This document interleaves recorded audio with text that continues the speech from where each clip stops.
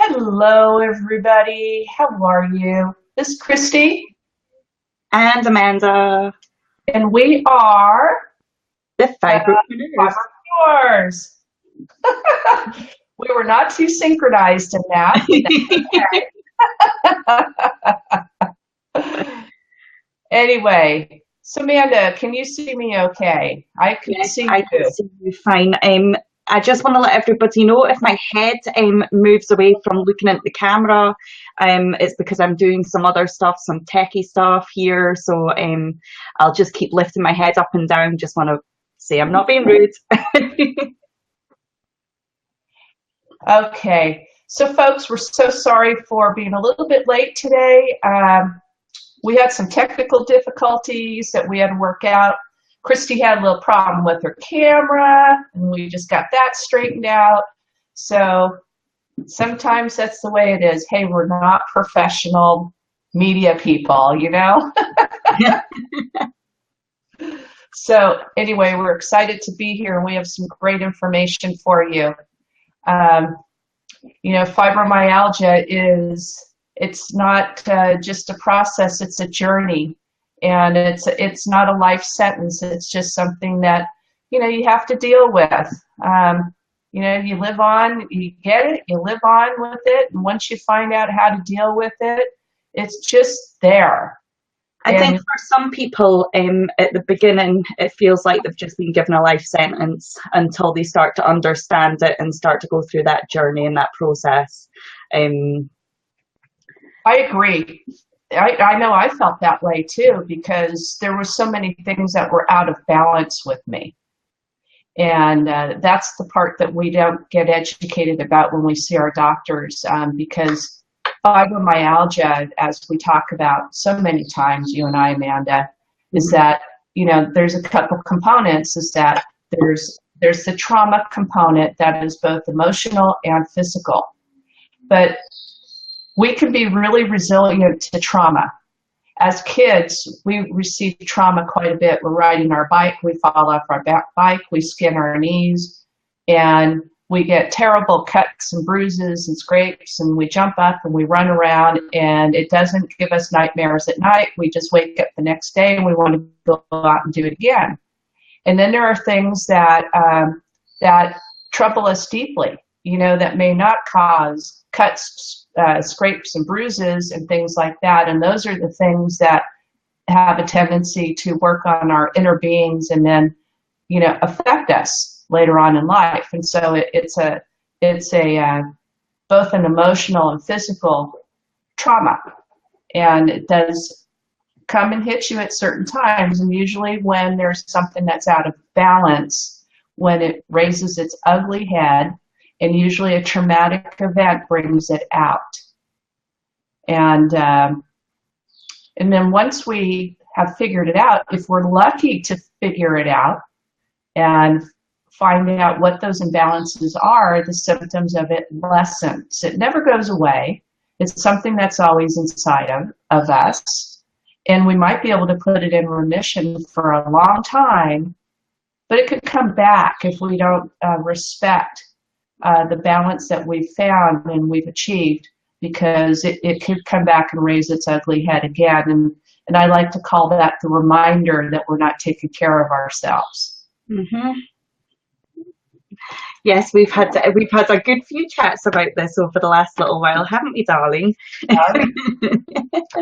Yeah, that one I'm just from a little, just because I've got a few more years on you for that one, I've had yeah, trial and error on that one. I like to call this when you have your moments like that, when I've been pushing myself, the mummy Chrissy comes out. Yeah, we've done one of these a couple times. Mm-hmm. Yeah, that's okay, because that's what friends are for. And when you love somebody, you care enough to tell them the truth because you really want the best for them, right? Mm-hmm. Hey Jane, how you doing? Nice to have you here. Hey, how are you? Thank you for being here.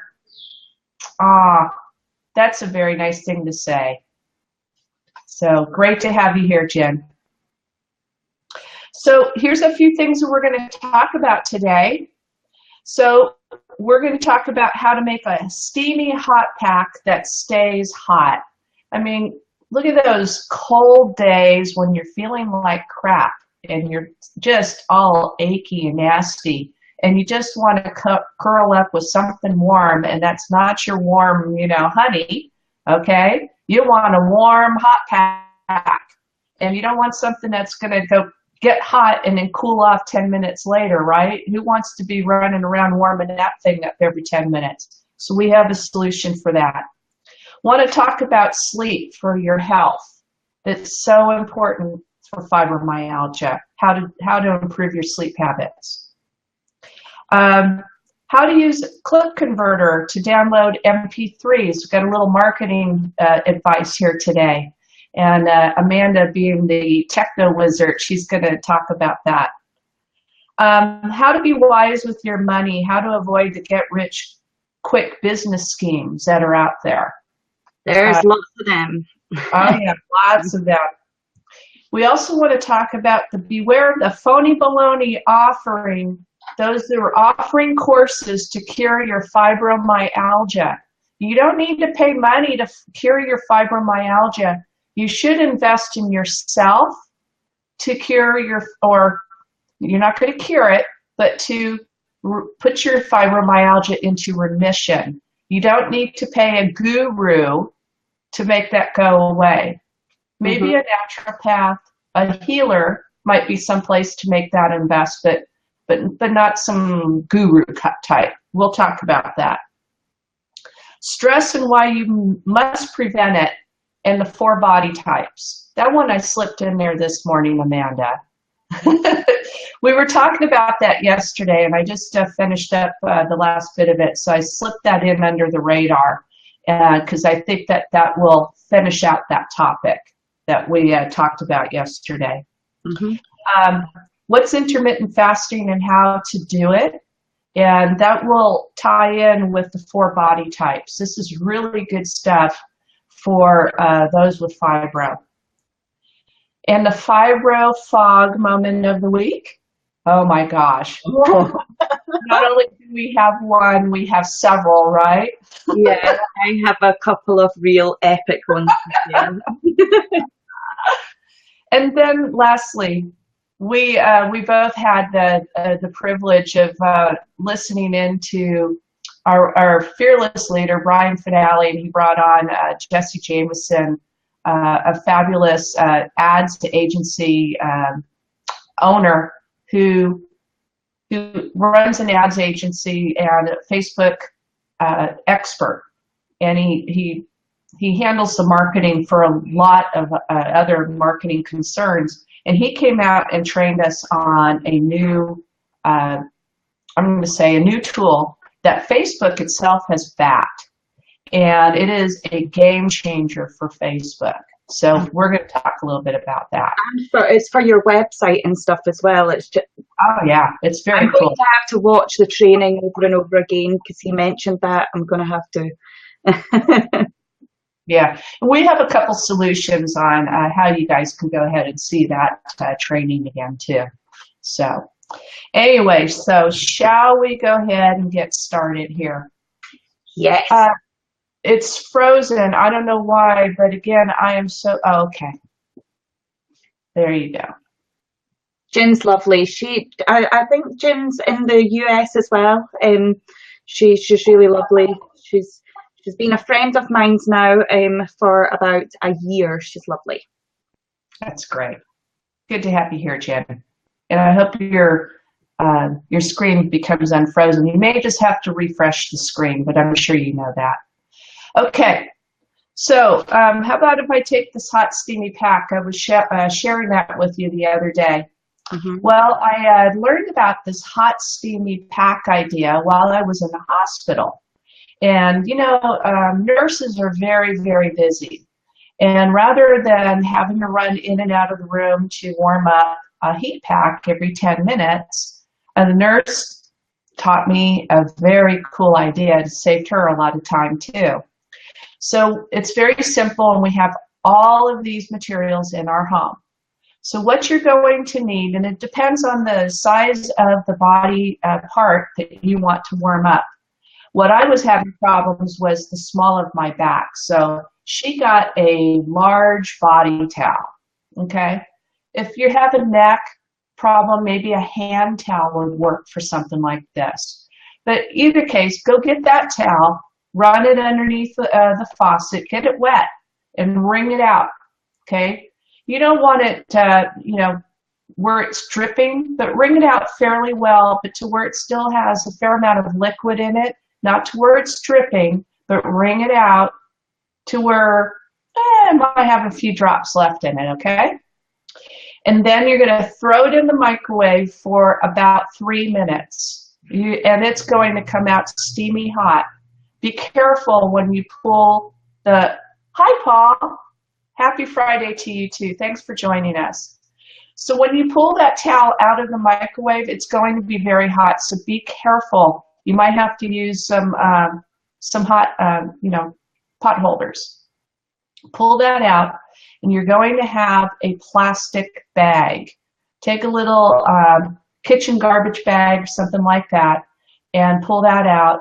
Put that hot towel in that, lay it flat, put it in the bag, and then roll the bag over it so that it's actually closed, because you don't want that hot, steamy air to come out of the bag. Then the last step is you're going to take a pillowcase, and you're going to take the towel that's in that little thin kitchen garbage bag, stuff it inside the pillowcase, and you're going to apply it to the part of your body that hurts. And I guarantee you that's going to last for probably a good, I'm going to say 45 minutes or so. And it is really good, hot, steamy, wonderfulness. Sometimes you just can't get that hot steam, and that's what you really need to relieve some body aches. And 45 minutes might be all that you need. And then you can go ahead and follow it up with ice, especially if you have some recent trauma, when they say put hot and then cold, steamy pack and an ice pack. That is a great combination for that. So I hope that you get some value from it. We do that all the time, especially during the winter time. Well, the reason why I think this is so great is because for quite some time I was looking for a wheat pack, heat pack to help, because I don't take any pain relief anymore. So I need to find things that help. Now, a lot of people use the cold creams and stuff. I have to use the hot stuff. But I was looking for a wheat pack, and I couldn't find one without lavender. Now, lavender makes me really ill. And with the wheat packs and the lavender, the smell just doesn't go away from you. So you end up walking around feeling sick all day. So this is a really, really good thing, because one without the lavender is very hard to come across. Yeah.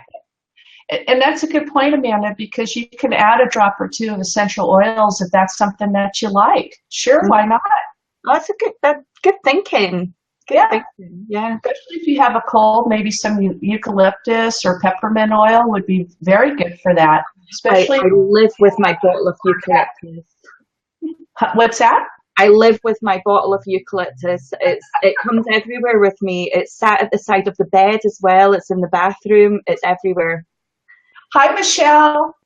Hi, everybody. If I'm not saying hello straight away, or if either of us are not saying hello straight away, it's because we're trying not to interrupt over each other. So please bear with us. Okay, I just came up with another topic for next week, so we'll talk about that later. Something you just mentioned, Amanda, so that's great. Okay, so does anybody have any questions on how to do the hot, steamy hot packs? And if there's no questions there, have a good time. See you. All right. Bye. That's my hubby. He's going out fishing. What a life, huh? Yeah. You believe in a frog jumped on his fishing line the other day. That's something this man's fished his entire life, and he threw the line in the water. A huge toad jumped, or bullfrog, and he came home. He has a picture, and the thing was, I'm going to say, this big. So it kind of, he goes, "What the hell do I do with this thing?"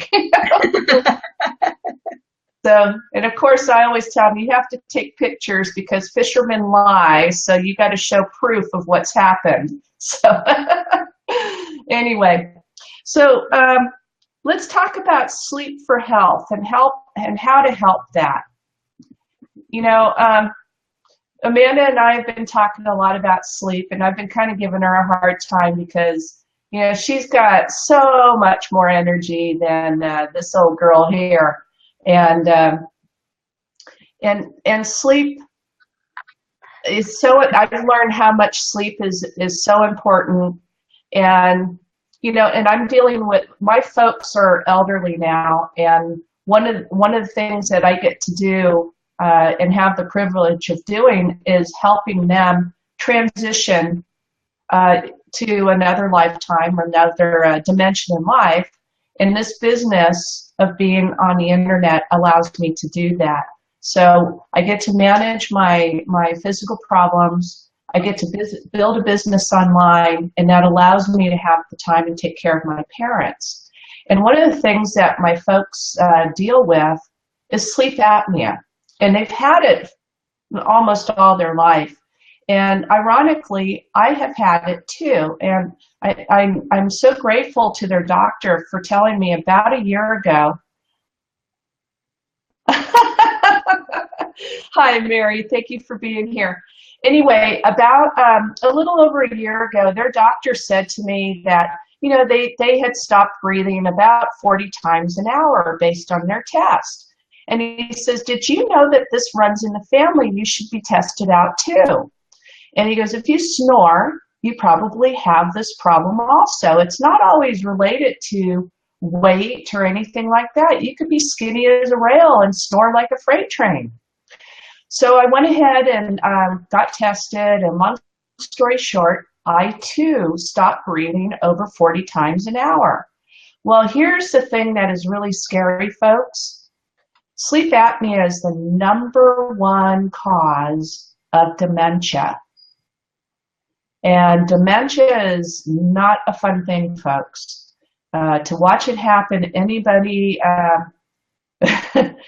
That was my mum with that cheek, by the way. Just wanted to expose her cheekiness. Anyway, dementia is just, I just think it's just a horrible thing for some people to have to go through.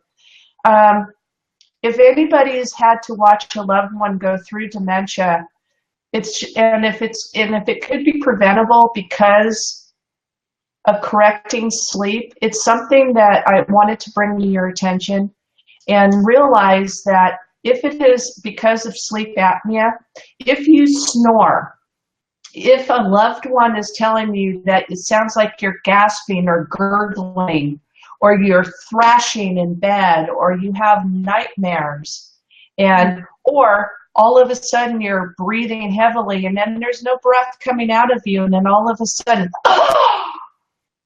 you probably have sleep apnea, okay? And so it's a very simple remedy, and I think the cure nowadays is kind of archaic, and the science is so new. It's going to get better and better. So for me, folks, what has happened, it's going to be a year in July since I started sleep apnea therapy. And for me, it was like a duck taking the water. I got my second mask. As soon as I got my second mask, I took to it. I love my machine. I sleep like a rock every night. I don't wake up throughout the night. And you know what happened? My pain started getting better. Now, I still have some circles here, but I used to have some really deep circles. I mean, really, really bad. You can go back and look at some of my videos, and it'll look like I just pulled an all-nighter. And And although I still have some circles, I had the bags that went with them. The bags have kind of receded. Some of this is just age, and some of it is just, you know, genetics and stuff like that too. But the pain relief that has happened, and also the healing that's occurred in my body, has allowed me to also lose some weight. And so I want to make sure that you know that sleep is very important for curing or putting your fibromyalgia into remission. So that is one thing. If you don't have sleep apnea, you want to make sure that you do take time for sleep and respect that you do need sleep. There's going to be some people out there, these gurus, that say, hey, you only need about 4 hours of sleep a night.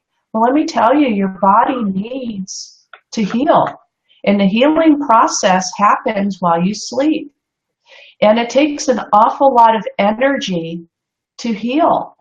So if you're not sleeping and you're not allowing your body to heal, you're going to continue to break it down. So that's what I wanted to share with you, and I hope that you get some value from it. So if you think that you're having some problems with sleep, please go ask for a sleep study. It's very easy to do. They give you this little thing that goes across your forehead. You sleep with it one night.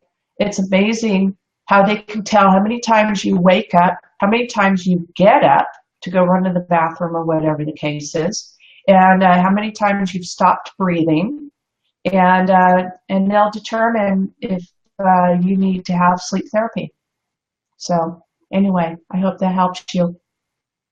Well, I've monitored my sleep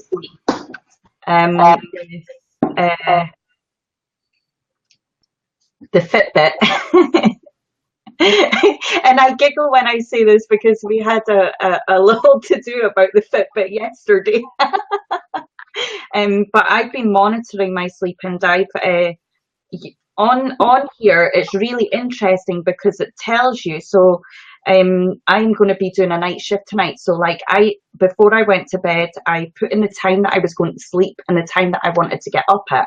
But I've got a goal set to be sleeping at least 8 hours every night. So if I sleep over that, then it's great. Now this, the stats on this showed from last night, total time of sleep was 10 hours and 44 minutes. Okay. But wow, that's incredible.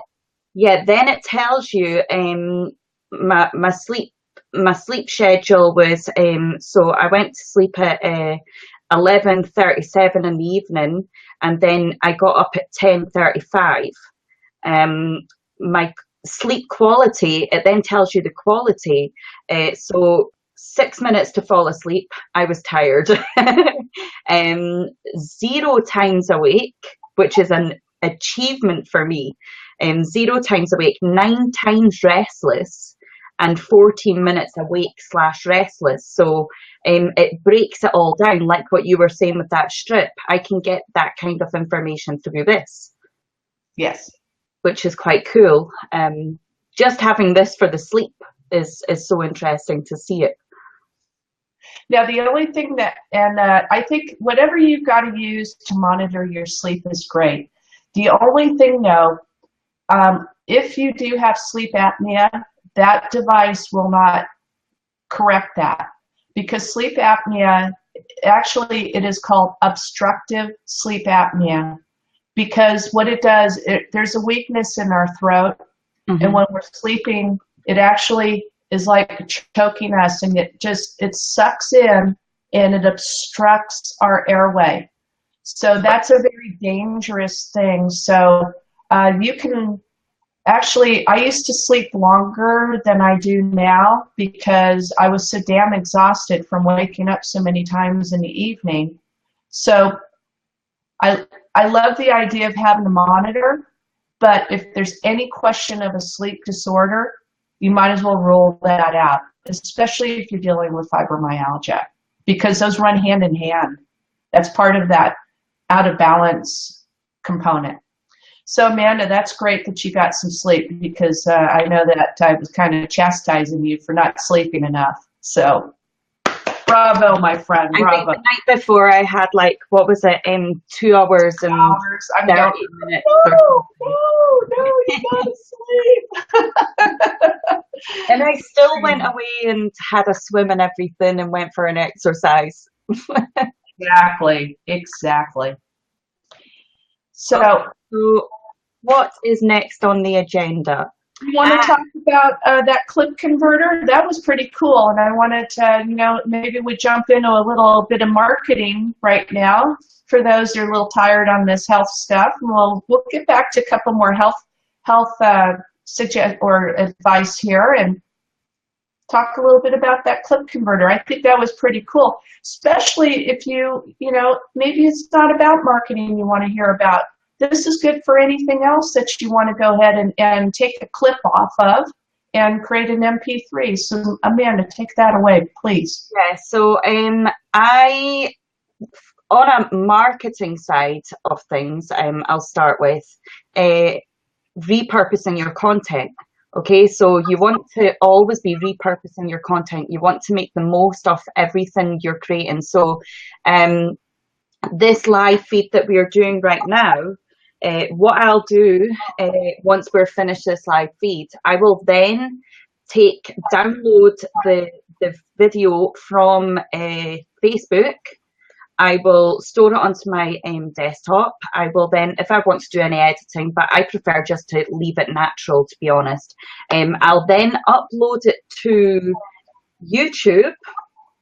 And then from YouTube, once that's uploaded, I will then download the MP3, sorry. I'll download the MP3, so that's the audio sound. And then I'll take that audio from it, and then I can put it on SoundCloud. So you've got like a kind of podcast channel as well. So you're sharing the content everywhere. Now, on a non-marketing side of things, where this came in very, very helpful for me was when my granddad was in hospital. He's no longer with us now, but when he was in hospital, he wasn't able to, he had a stroke and stuff, and he wasn't able to read. He found it difficult to read. Now, being sat in a hospital for a long time, there was nothing to do. So what I did was I got a little MP3 device, and then I went on to, he likes this like mystery stuff. So I went onto YouTube and I looked for Sherlock Holmes audios, and then I downloaded the MP3 instead of going out and spending an absolute fortune on audios, because you'll be spending a fortune on each one. So I downloaded a whole series of them and then just stuck them onto the MP3. So it's really useful, and it's so easy to use, so easy. I think I've actually done a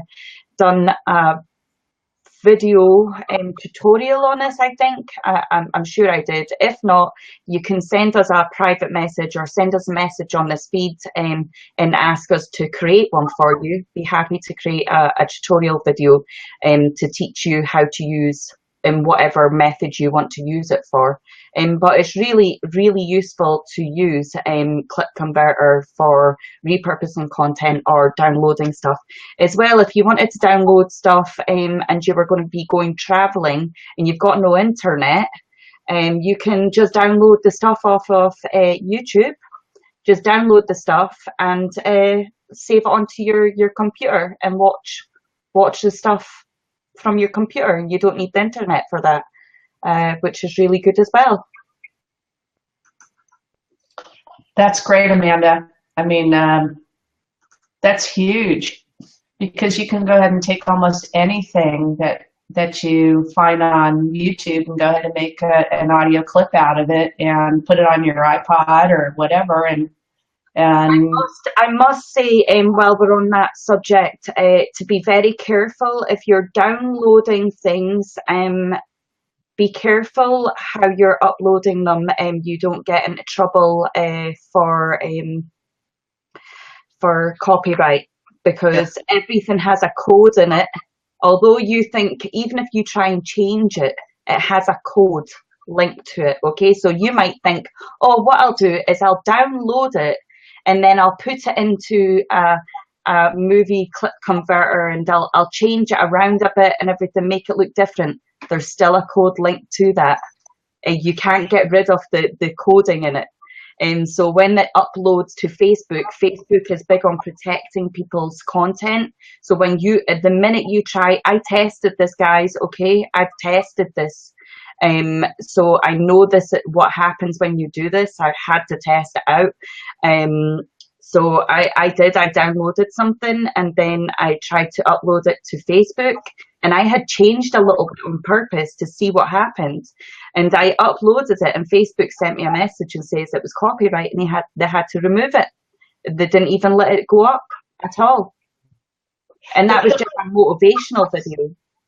They'll let you use it for personal use though, right? Yeah, you can download it and use it for yourself.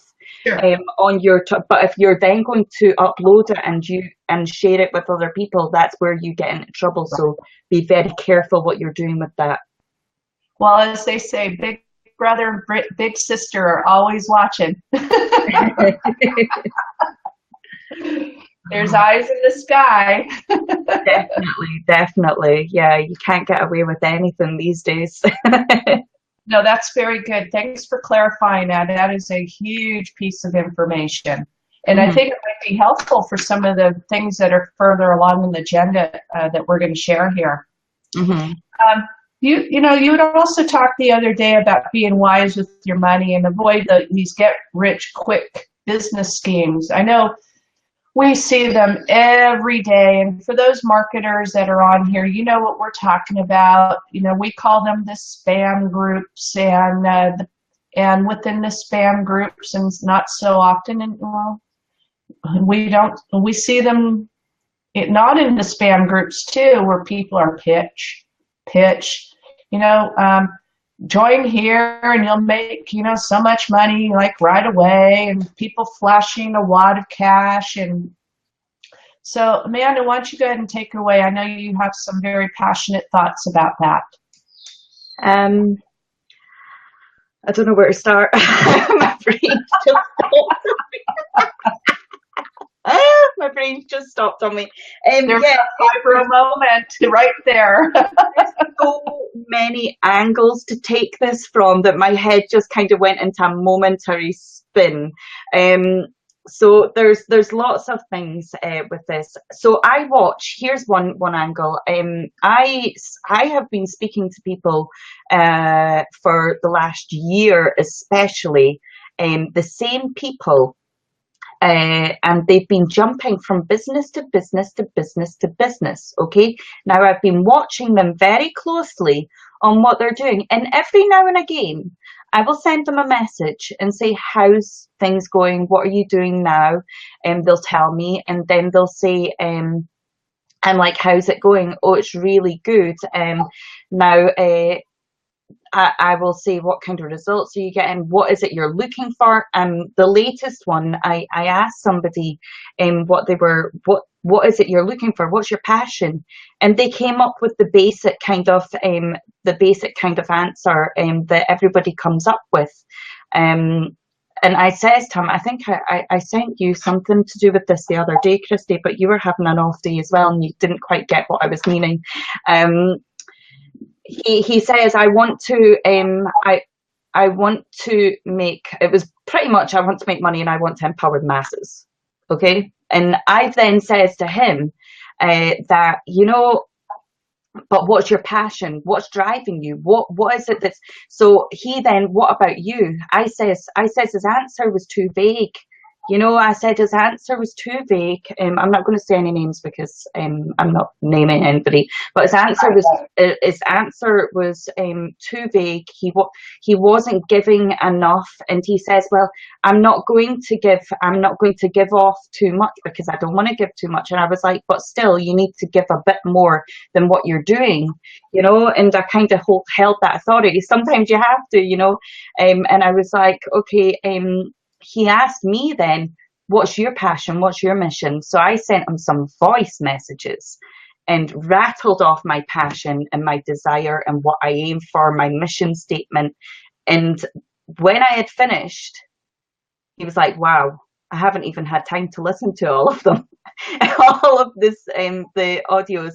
And the reason why I could rattle off all of that is because I've learned how to not just look for something to make money.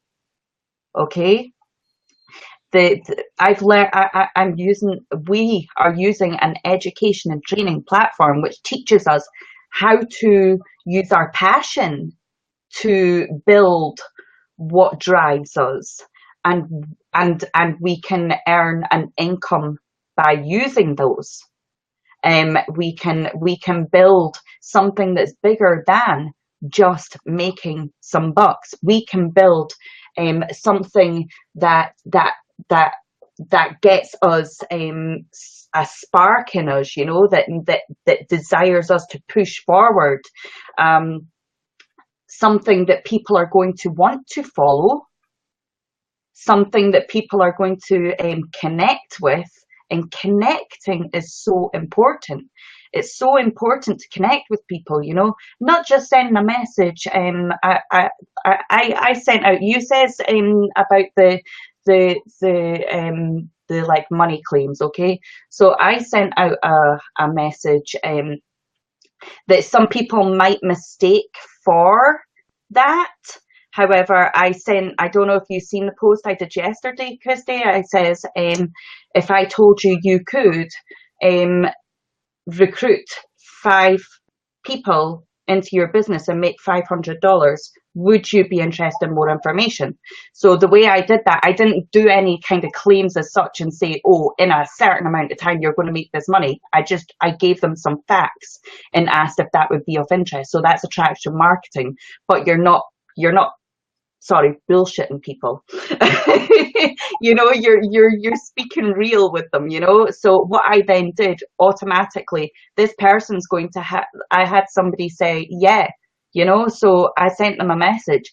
Now, this person's going to expect what every single person does, messages them a link or a video. What I did was I sent them a message and a voice message and says, I'd really like to get to know you. The way I do things is I want to get to know more about you. I want to know what is you're doing, and see what best what I can offer you can help you in what you're doing. So could we schedule a time for a call? So later on this evening, I'll be having a call with this person. Which is the right way to do things. Don't just throw a link at people, you know, because they'll have a look at the link, they won't quite understand stuff, and you're not there in front of them to answer the questions that they're questioning at that time of watching this video. It's true. You know, and a couple things that you said that kind of came to mind is that the first thing that this gentleman said to you was, he mentioned himself first rather than asking you what was, or about empowering you. He wanted to make money first and then empower people. And that struck me as being, that's not the way to do this. See, when you're out there providing tremendous value and wanting to really be helpful to people and providing solutions to the needs that people have, then people are going to want to either buy your product or buy your service or consult with you. That's how it works. And that's how you have staying power. As long as you always have what's in it for them rather than what's in it for you, you will never, ever have a problem about figuring out how to make a living, because it's always being servant-based. And this get-rich quick scheme thing, there's this gentleman I've been following. He's a very young fella, and I call him a kid because he's a kid to me. He's young enough to be my son. but I love his spirit and his work. But one of the things that I see, and I hope that one day he will be willing to listen to what I have to say. He's a great marketer in that he has the attraction marketing type of commentary. He has the right headlines and all of that, but he goes on to like ClickBank and JV Zoo, and he's going ahead and he's picking the top seller type of stuff, and he's promoting that stuff every day. And eventually people are just going to see, his pages come up, and it's like, oh, what has he got today? It's almost like going down to your grocer and seeing that, oh, today I've got red apples on sale. Tomorrow I've got green apples, and you're going to get sick of having apples. I mean, we all get sick of, a certain thing when we see it all the time. And that is going to be a problem for him down the road. And he's making some good money, but he is a young marketer, and that will eventually fizzle out down the road unless he goes ahead and transitions to value-based marketing. And I think that he will, because proper connecting properly with people.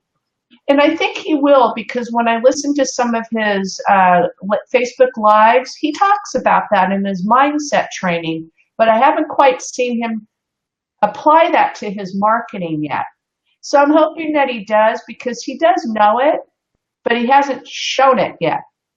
So anyway, I hope that you folks got some value from that, because it's out there. There are thousands of opportunities out there, and some of them are just as quick. I mean, there's something that somebody has cooked up on their computer and might go out and sell for $7-8, and it might be one quick little thing. I showed Amanda this thing the other day, and it was a quick little tool that was like $7. And it was really a tool, but you're not going to get rich off of it. But it was promoted as something that if you sell this, you're going to make hundreds of dollars. Well, you can, but you've got to incorporate it with other things. And so we just want to make sure that you understand that there's a big picture behind all of this. And the big picture is attraction marketing. It is being the full enchilada. It is being value-based. It's being the humble servant. It's being the problem solver.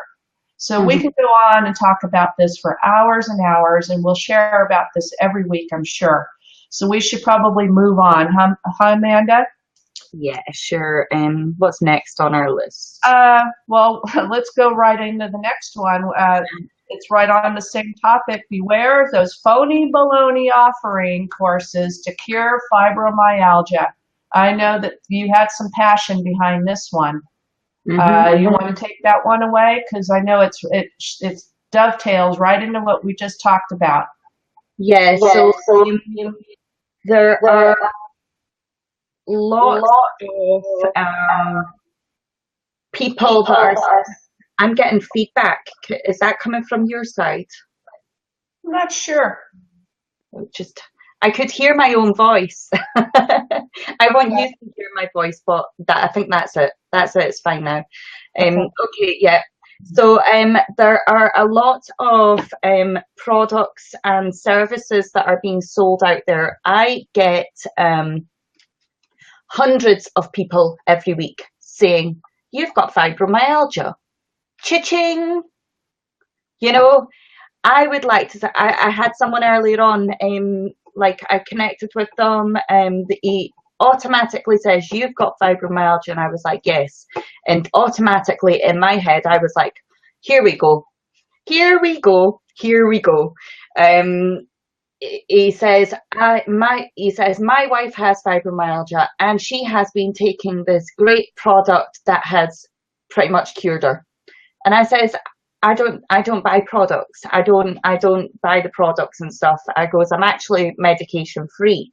I don't need to go out and buy products. I says, to be honest, if I bought every single product that somebody offers me, I wouldn't be able to invest in my business. I wouldn't be able to do anything because my bank balance would be completely empty because there is so many things out there. There's so many things that say you can cure your fibromyalgia can be cured by taking this potion or lotion.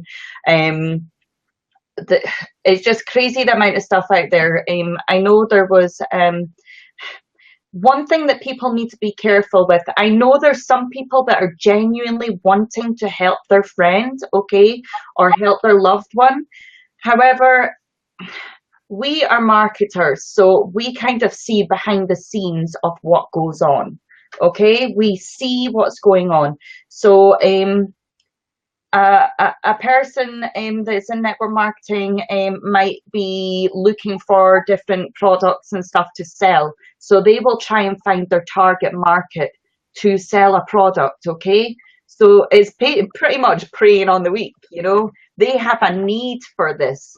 So somebody with fibromyalgia, they are full of trauma, like pain, and they are desperately seeking out a cure, okay, which are perfect targets for emptying your bank balance in their direction, okay? So there'll be things like some tablets or some drinks or whatever, you know, but just be really careful. And to be honest, I haven't been having to go out and buy all these things, and I'm medication free.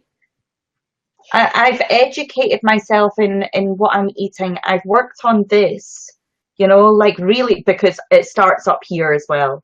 You need to have that mindset in place to want to help yourself first. When you really desperately want to help yourself, and in fact, when you get past the desperate, it's the desperation that gets us into trouble. The thinking with the head, the desperation, it is really what gets us into trouble, because we're so desperate at the beginning to find a cure that we then end up. Well, I want to make sure that those who've experienced a physical trauma, excuse me, that physical pain that happens, you know, when you've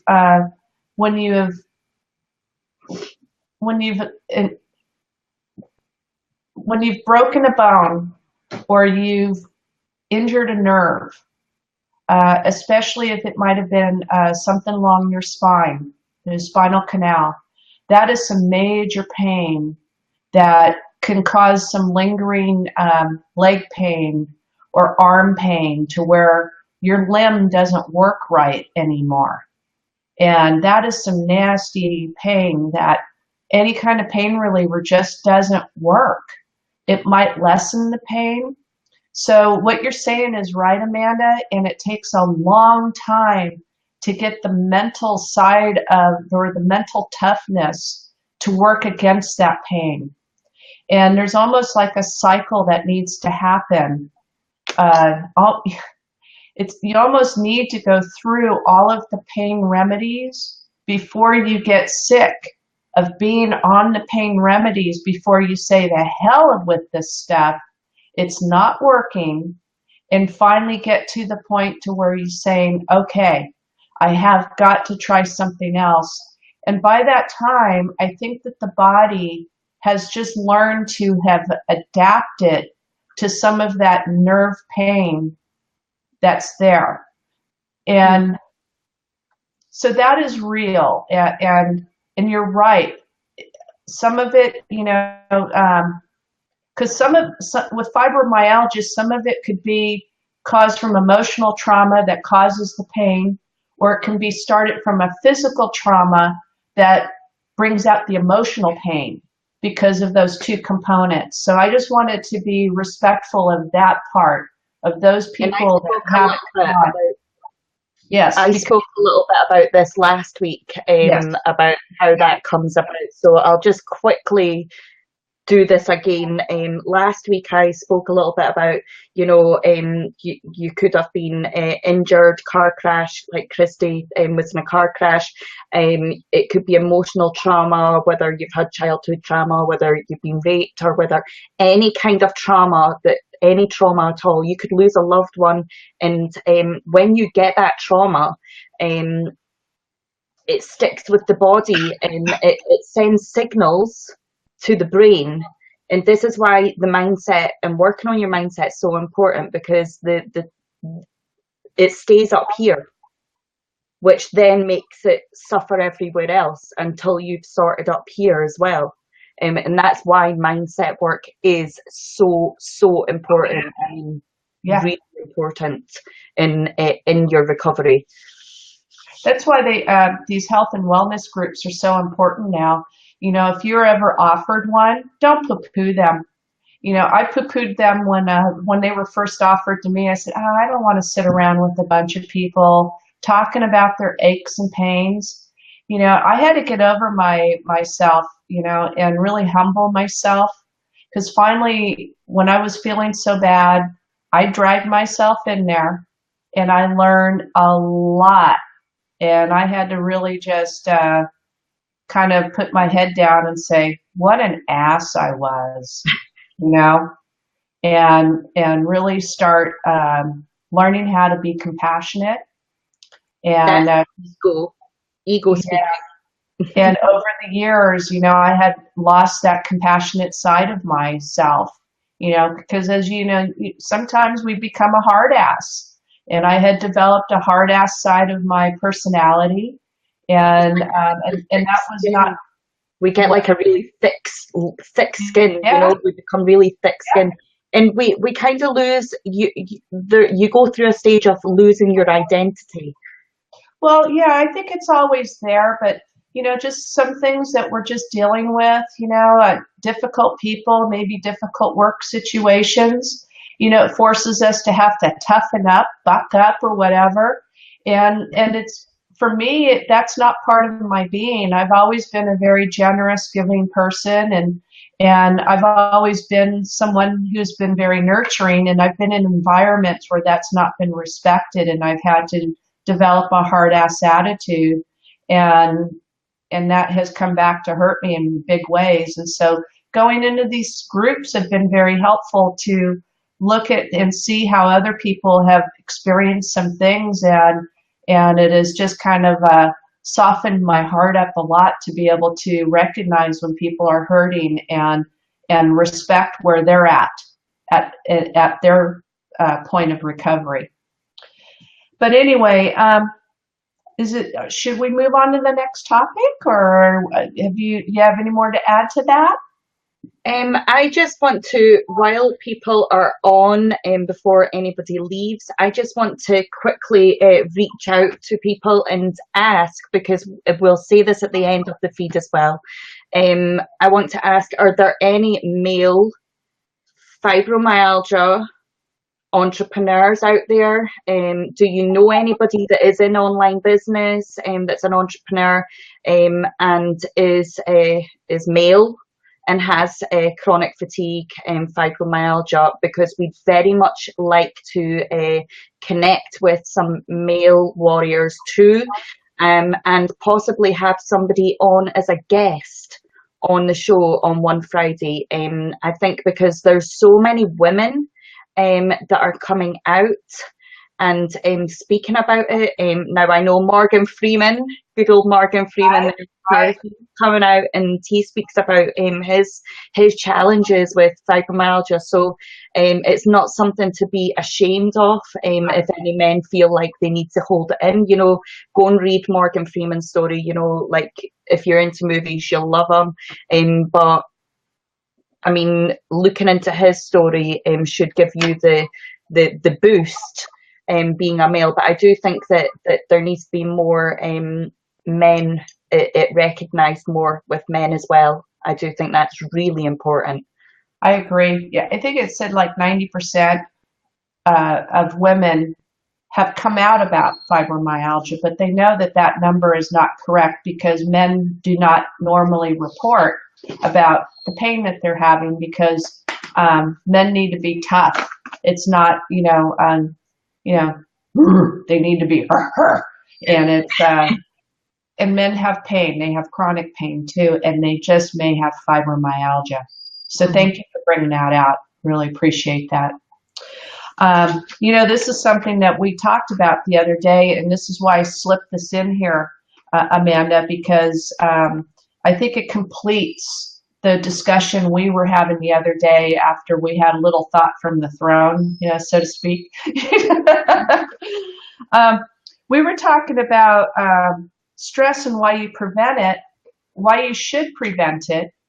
And then I wanted to add the 4 body types because they go together. And I wanted to add that part because when we talked the other day, Amanda, I didn't have the full information. So I did a little research and I wanted to bring it out today. So you excited to hear about that? Let me share this because this was huge for me. And it made a big difference for me in just the last several months with my own recovery. So first of all, stress has a lot to do with some of the things, not only emotional stress, but we have environmental stress. We have the stress of our bodies needing to heal. So we have stress from food that we eat. We get stress from not enough sleep. So there are so many stressors that we have. We have stresses from people that just bug the shit out of us. Sorry for saying that. Okay, carry on. No airs and graces here. Okay, so you know what I'm talking about. But let's talk about the body types because I think the body type will help identify where you're at in terms of your imbalance. Because with health, and with fibromyalgia in particular, and I think this is a good time to remind everybody, we're not doctors here. What we're saying to you is just experiences from our own pathways of dealing with fibromyalgia, first learning about the diagnosis, learning about what it is, accepting our own diagnosis, and then dealing with it. So whatever we share here with you today, take the information and go talk to your health professional about it. We are experts. We are experts of living with it. In our own body. But I might not be the expert for you, or you, or you. But I'm the expert for me. And I'm still learning my expertise. So having said that, let's go ahead and carry on. There are 4 different body types. Okay? And when you go to the doctor, you do all these tests and they say that you're healthy, but you can't sleep at night. You're exhausted. You crave everything. You have blood sugar problems. The problem in healthcare right now, they look at you and they separate your entire body and they don't look at the entire body. Is that right? Mm-hmm. They've got a thyroid doctor. They've got a spine doctor. They've got an endocrinologist who looks at, your thyroid. You've got you've got, you know what I'm talking about. You've got a nutritionist, which is really crazy that the doctors only go for like one nutrition course. You're healed with chemicals and medication rather than what really heals us is natural foods, Yeah, and the nutritionists are poorly trained because here in the United States, they hand out pamphlets that have logos of the Dairy Farmers Association and the USDA and all of this. And it's just like, for me personally, it's garbage because every nutritionist, except for one that I've dealt with in the last 25 years, through the medical doctor, has had poor information. And they have really steered me and my family in the wrong direction. And I just think it's reprehensible. And I can get off into the story about the 300-pound nutritionists, and no disrespect to any of you who might be nutritionists who weigh 300 pounds, but when you guys came into my hospital room and brought me my very first meal after I did not eat for 14 days after nearly dying in your hospital, and you brought me a Shasta Cola, a bowl of Jell-O, and it was a full sugar meal, and you, the nutritionist, is telling me that this was a nutritious meal, there's something very wrong. So anyway, as I digress, yes, that was for real. That's crazy. So anyway, you go around thinking you're healthy, and you might hear, well, all you need to do is lose a little weight and those problems will go away. Well, how in the hell do you lose weight when you've tried to lose weight? You go out and you pound yourself to death. You go out and you pound. You might go do a little Shaun T. You might do, 15,000 steps. You go and do the stair climber. I mean, you row for hours. I mean, it's just craziness. But that's not true. The problem with the inability to lose weight is a symptom, and the reason is because you're unhealthy. And you have to get your health back before you can lose weight. Weight is a symptom rather than a problem. And when you look at weight as being a symptom, it can help put everything in a better perspective. So the weight is a protective mechanism, if you will. As a person who develops more stress, they start holding on to more energy called potential energy, which is the fat or visceral fat, which was the word. I had a fibro fog moment yesterday when we were talking about the brown fat, and that's called visceral fat.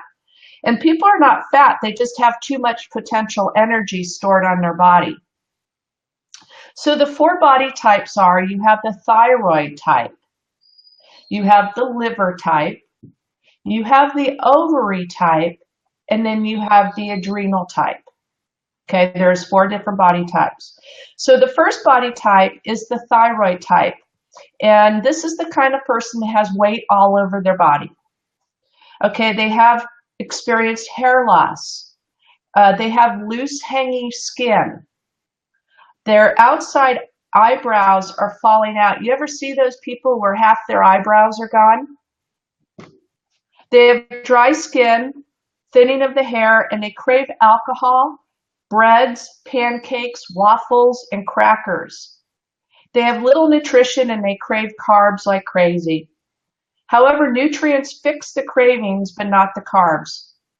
They feel sluggish, they have cold feet, and they're tired no matter how much sleep they get, and they may feel a little apathetic or a little depressed.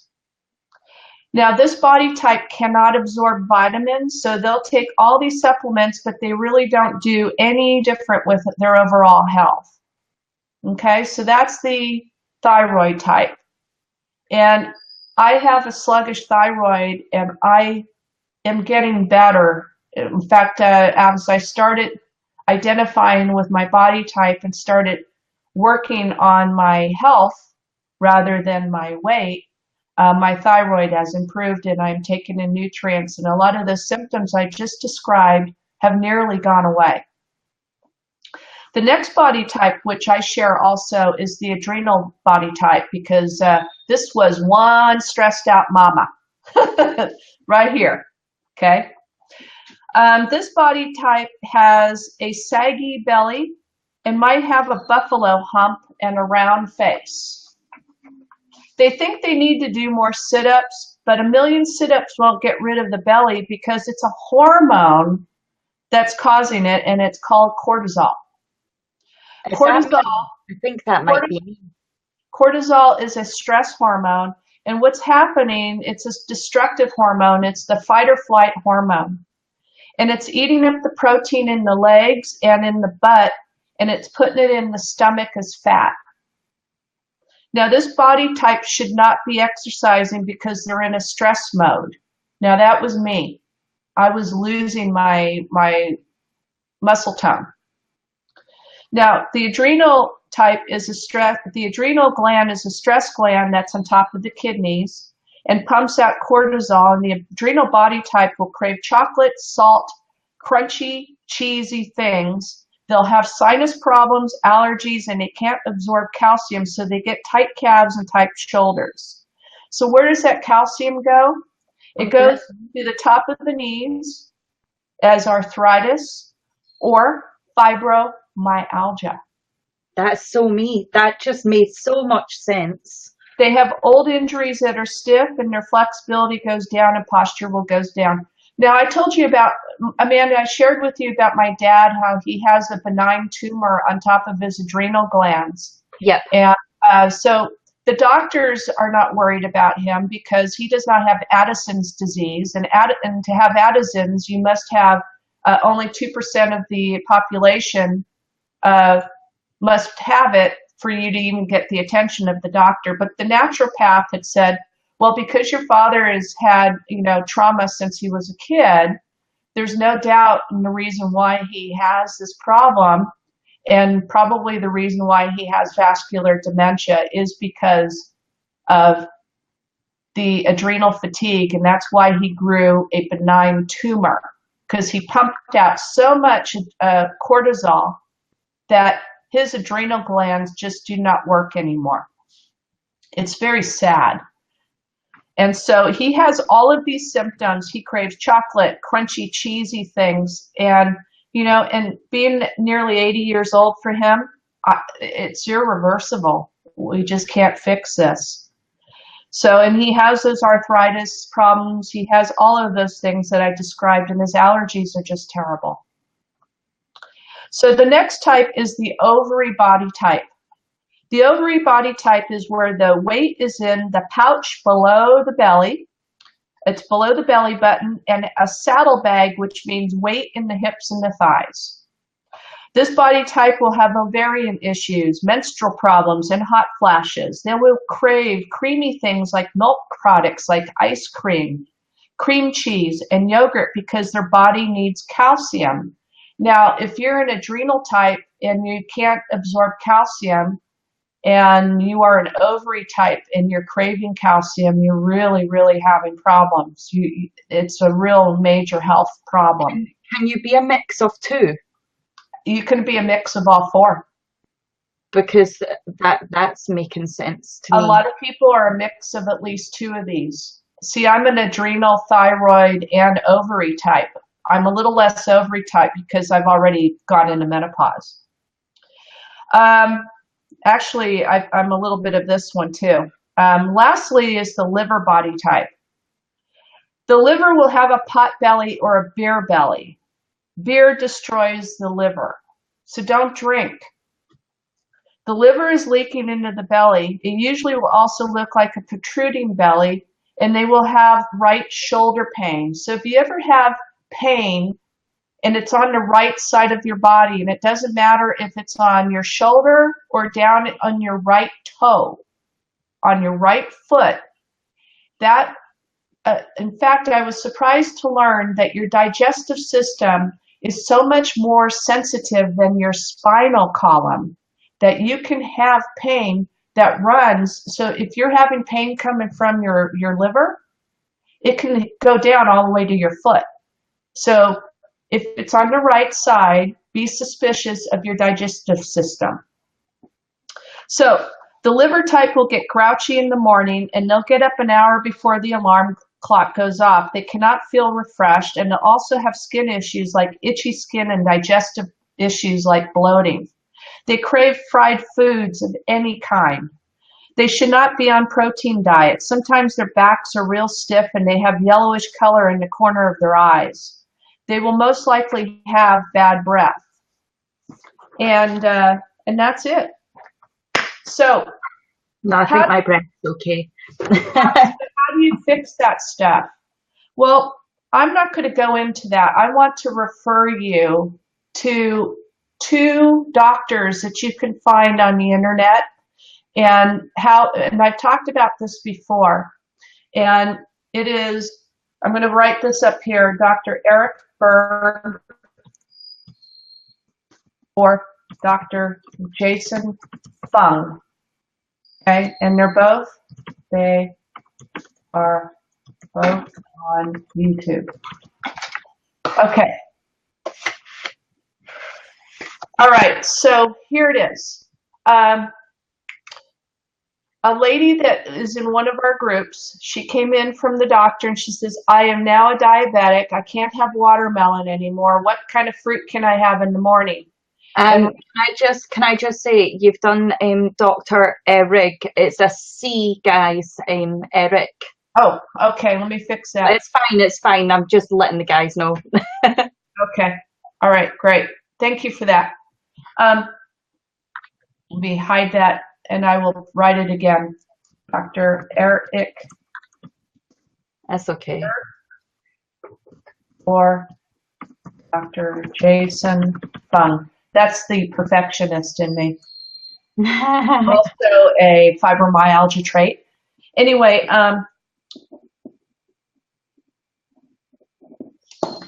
when she came in, rather than people tell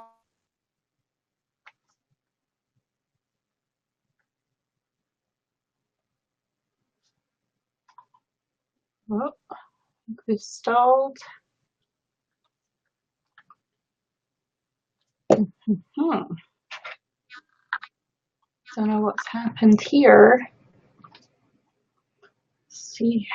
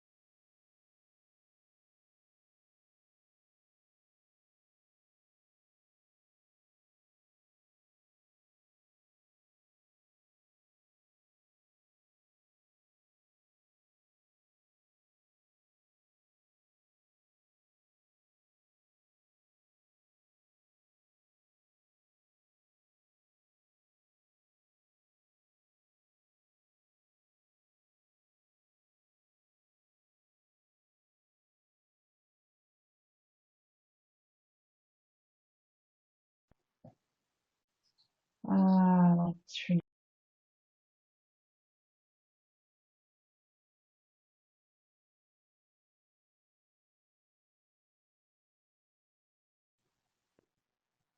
I'm back. Okay, I've got you. Are we still? Oh, we're live, and that's good. We're good. We're all good. Hi guys, sorry about that. Sorry, folks. So sorry about that. Anyway, we'll edit that part out. Anyway, editing. We're almost done here, and thank you for hanging with us. This has been a very long live, and but you know, the 4 body types are very important, and there's a way to fix all of this. And so I want you to go to Dr. Eric Berg or Jason Fung. They both talk about this. They're not in cahoots with each other. Jason Fung is an MD. Dr. Eric Berg is a doctor of chiropractic, but they both specialize in body chemistry. Jason Fung is an endocrinologist. Dr. Berg, body physiology, exercise physiology. He's been doing this for like 30 years, and he's made a difference in my life and the lives of thousands of other people. And I know for sure, I don't know what Jason Fung's schedule is, but Eric Berg does a Facebook Live every Friday. It's a call-in show, and it's wealth of information, and he's got wonderful YouTube videos. So that's my plug for Eric Berg. I'm not associated with him in any way, so there's no fee, you know, there's no payola coming this way. But I wanted to share how to fix these problems. It's a thing called intermittent fasting. So I'm not going to tell you how to eat. You're going to need to get that information from them. And it's going to be counter to what typically your doctor tells you to do. This is what I did to solve my problems.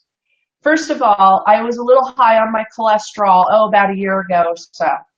And so what my doctor wanted to do, I was just a little bit over, I was like 220 on my cholesterol, my overall cholesterol, and they want you under 200.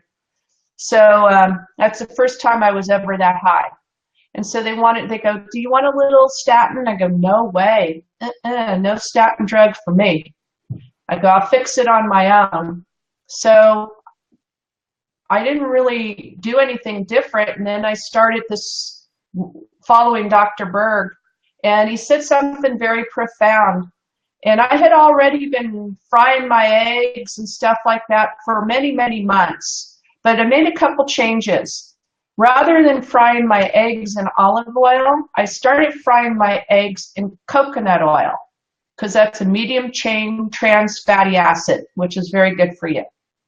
And I eat 3 fried eggs every day. I eat a couple of slices of non-preservative, non-nitrate bacon. What about hemp oil? I'm not sure. I guess it's okay. I like the coconut oil. I think hemp oil should be okay, as long as it's a medium chain, an MCT, should be okay.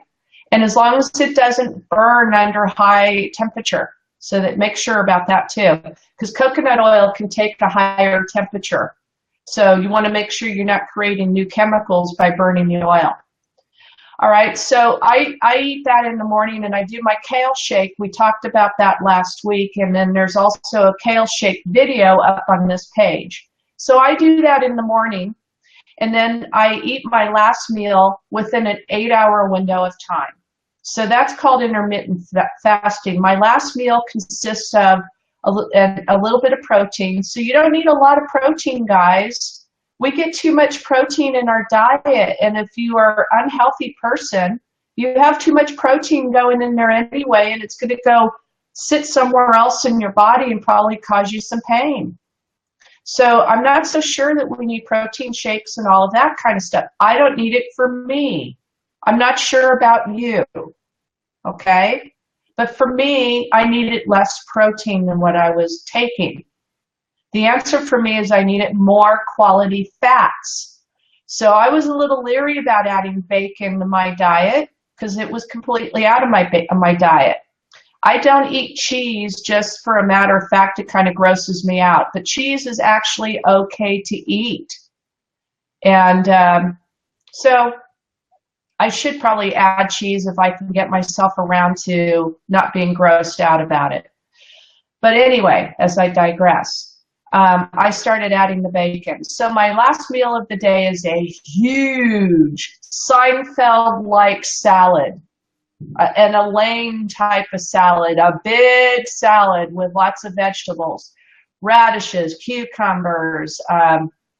I'll go for almost the whole avocado, at least a half of avocado in there, a little bit more bacon strip. I have bell peppers in there, lots of olives. I love olives, and olives are really good for you.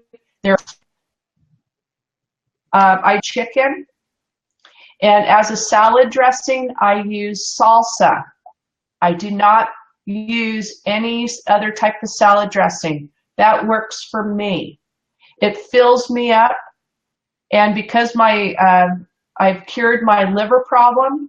I used to have a fatty liver. I don't think I have it anymore, and the only way I'll find out is to have a CAT scan, and I'm not interested in that, but I'm not having any symptoms of a fatty liver anymore, so I'm assuming it's been corrected. So I digest that very well. I'm a big fan of squeezing lemon over my salads. Perfect, perfect, perfect. Lovely. So refreshing. Yes. Now, folks, there are supplements that us different body types might need to help us with our health. For me, as a thyroid type, I do take a Seek Help supplement in the morning. I did add potassium to my supplementation regime. I did move on to taking Topamax to help with my nerve pain because I do get severe debilitating migraines. That is something I just have not been able to cure any other way so far. So I did start Topamax, and because of that, I have to take a very good multivitamin.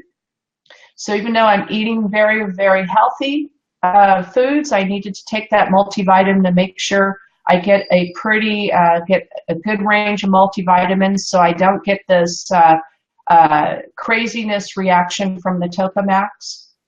I do take a B complex. I take a vitamin D supplement because it was low, and it is for most people, about 90%, especially fibro types, and that's about it. And now intermittent fasting. Get back to that. You eat within a short period of time, and if you're really a stubborn weight loss type, to get into ketosis, which is what you're trying to do, you may even have to work into getting into eating within a 4 to 5 hour window. Because if you are suffering from an adrenal fatigue, your body needs to rest, and digestion is difficult on your body. So you've got to give it time to rest. You've got to quit on the ground. Okay. Pounding it on the ground and give it so intervals, but you got to eat in a 4 hour window. You must get enough calories within that period of time, because enough calories in your diet is starvation, and then your body will also work against your weight or to protect you. Don't want to do that either. Okay, women need 100 days, so if you got it, and no time, go for it. It's not going to hurt you, but it's going to give us to go ahead and nutrient energy supply the rest of the day. Jump into this from today to tomorrow. No. Working into this, you start the eating plan, you start eating healthy, then you start working into the 8 hour regimen, then you try. If you want to go snack or time, then go back to the 8 hour 4-hour time because you haven't had enough, or maybe you're still getting whatever. You're not ready for the 4-hour time. The weight was supposed to come off down process. I think we're having problems with your signal, Christy. So I don't know if all of that came through. I know there was like bits of cut out on this side, so I think we might be best to call it a day today and follow on the other stuff next week. Just in case, you know, we're having these tech issues. It's just a day for technology to try our patience. You know, just with this heat wave we've had with cell phone, but maybe we could pick it up next week. It's such an important topic, and it will be helpful to. Intermittent fasting and this eating plan has food. It actually almost acts like a mood stabilizer. So if anybody's taken any kind of medication to stabilize their mood, it almost automatically does that for you.